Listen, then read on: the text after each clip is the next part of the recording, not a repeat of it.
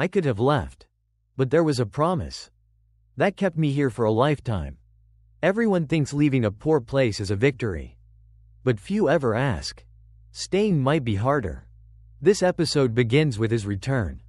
Not because he failed, but because of a call from his mother. Blank, underscore, blank. Episode 1. This town is small. So small that people only stop here to refuel. So small that young people leave as soon as they get a chance. I was one of them. In my 20s, I left with an old suitcase. My dream was simple and clear. Go far away, do something big, and never come back. My mother stood at the door. She didn't cry. She only said softly, "When you get tired, come home." I nodded. But deep down, I thought that day would never come. The years after that, I lived in a big city. A good job. Decent income. Friends told me I had made it out.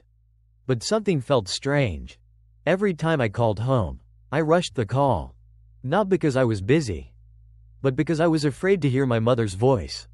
When I was almost 40, my mother got sick. Not suddenly. She just grew weaker. I took a few weeks off to visit. Just a few weeks, I told myself.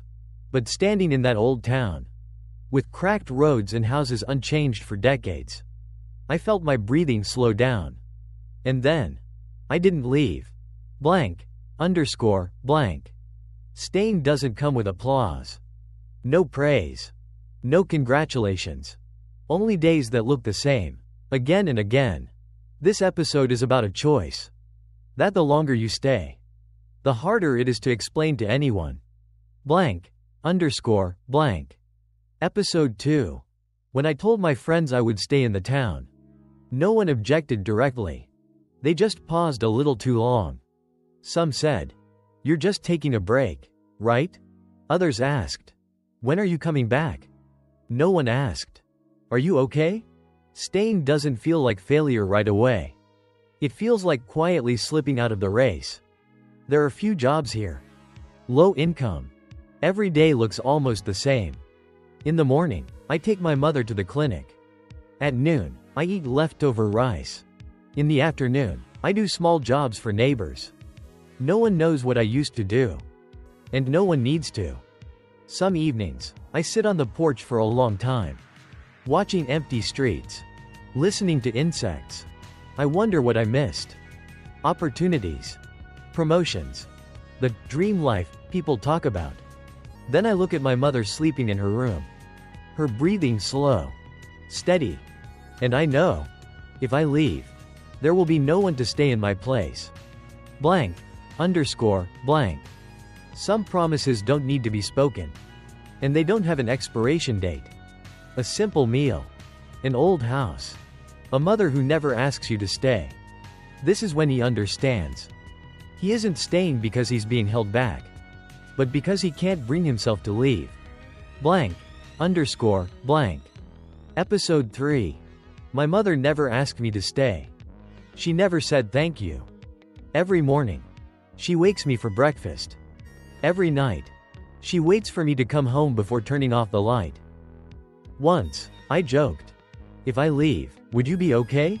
She stayed silent for a moment, then said, "I'm used to it." That hurt more than any attempt to stop me. I realized then, the biggest promises in life aren't made with grand words, but with choices no one forces us to make. Staying here doesn't make me better. It doesn't make me successful. It doesn't make me admired. But every day, I know I'm living the life I chose. And for the first time in many years, I stopped running. Blank, underscore, blank. Episode 4. There are days when I feel behind everyone else. Behind those who left. Behind the dreams I once had. This episode is a quiet climax. When he realizes, time waits for no one. And it never comes back. I'm not always at peace with staying. Some days, I feel far behind. Old friends post photos of new houses. Their children go to college. Trips I once took, now I only see on a screen. Every morning, I still drive the same road. To places without big signs. Doing work no one calls a career. Sometimes I ask myself, if my mother hadn't gotten sick, would I have stayed? That question makes me ashamed. Because it's not about love, but about my ego.